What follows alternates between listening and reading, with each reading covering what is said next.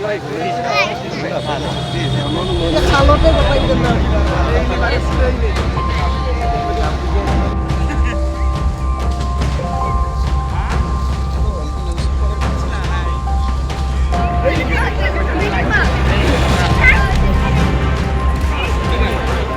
মই 6-7 বিঘামান বৰা ধানৰ খেতি কৰিছিলোঁ, এক পলা ধানো নিবা পোৱা নাই। সদায় সন্ধিয়া হ'লে 4-5টাকৈ হাতী ধান খেতিত আহে। ধান খেতি অহাৰ পিছত গম পাই আমি প্ৰশাসনক ফোন কৰোঁ, বন বিভাগৰ মানুহক ফোন কৰোঁ, সিহঁতে যাই থকা বুলি কয় কিন্তু আহি নাপায়।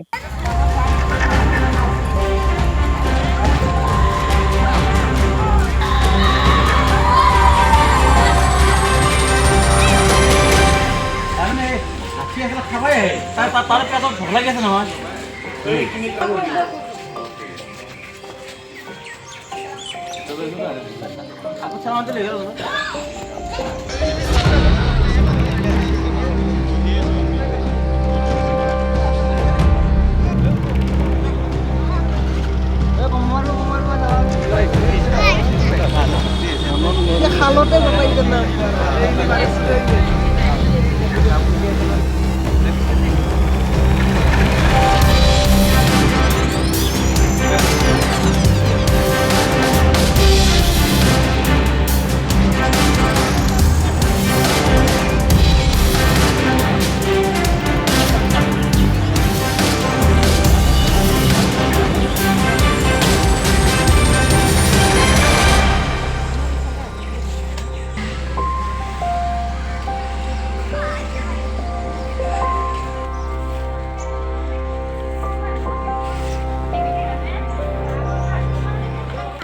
যোৱা ৰাতি 2টামান বজাত ইয়াতে আহি কিনে হাতীয়ে মানে উপদ্ৰৱ কৰিছে।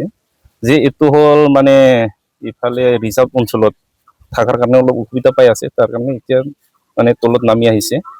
যে কালি আমাৰ ষ্টাফো ৰখি আছিল, অলৰেডি মানে ফেঞ্চিঙো বনাইছিল, বনোৱাটো অলপ মেৰামতি আছিল, মেৰামতি কৰাটো কমপ্লিট হোৱা নাছিল। তাৰ কাৰণে হাতী 6টা-7টামান আছিল তাতে, তাৰ পৰা হালি কিনে 2টা আহিল, 2টা আহি কিনে এইবিলাক মানে কাণ্ডটো কৰিল। তাৰ কাৰণটো আমি ভাবি আছো যে মানে ইয়াতে এইটো অঞ্চলত এটা কেম্প লাগে, কেম্পৰ কাৰণে মই অলৰেডি ৰেগুলেশ্যনো দিলোঁ। এতিয়া মানে আমি মাথা মাৰি আছো একেলগে যে মানে ইয়াতে ইমিডিয়েট কেম্প লাগে, লগতে আমাৰ ফেঞ্চিংটো ক্লিয়াৰ হ'ব লাগিব, মেৰামতি অলৰেডি চলি আছে, যে এইখিনি কামটো আমি কৰি আছো খাদ্যতে।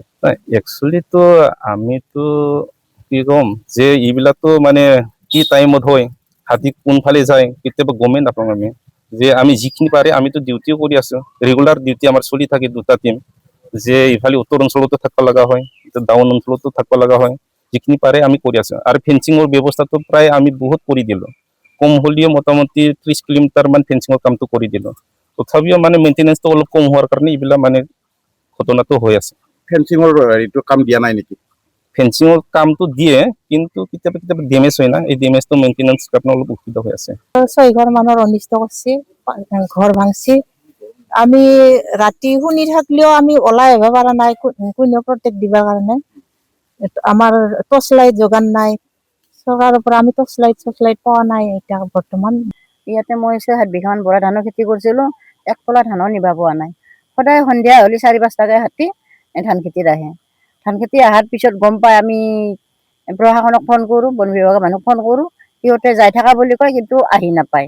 কেতিয়াবা সেনেকৈ ফোন কৰাতে আহি পায়, আহি অলপমান দূৰে দলঙৰ তলকে খেদি থৈ যায় আৰু নাই। পিছদিনা আকৌ আৰু আহে। 6 বিঘা 7 বিঘা ধান খেতি মই এক পলা নিবা নাপালোঁ। খেদি আহোঁ, মানুহকো আক্ৰমণ কৰে। আমি ইয়াত থাকি কেনেকৈ কি উৎপাদন কৰি খাম?